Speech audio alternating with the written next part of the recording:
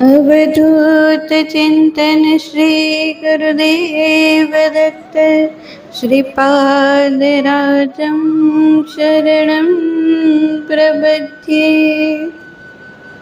આધ્યાત્મિક દ્રષ્ટિએ દત્ત. આધ્યાત્મિક દ્રષ્ટિએ વિચાર કરતા દત્ત એ તત્સ્ય વાચક પ્રણવ એ પરમાત્માનો વાચક પ્રણવ ઓમકાર છે. મહર્ષિ પતંજલિએ યોગ સૂત્રમાં કહેલા પરમાત્મા પ્રતીક ઓમકારનું સ્વરૂપ છે. અકાર, ઉકાર ને મકાર એટલે જ સત ચિત આનંદ કે અસ્તિ ભાતિ પ્રિય એ જ તેના 3 મુખ છે.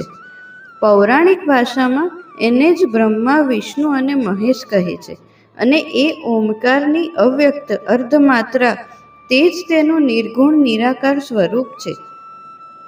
અને ઓમકાર કે પ્રણવ ઉપાસના એ જ આધ્યાત્મિક દ્રષ્ટિએ દત્ત ઉપાસના છે.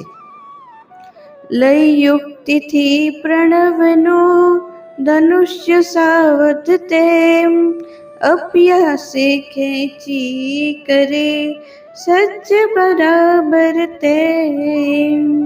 બાણ લગાડી મન તણો વિંધે બ્રહ્મ નિશાન, જન્મ મરણ તેને નહીં સ્વયં બ્રહ્મ એ જાણ.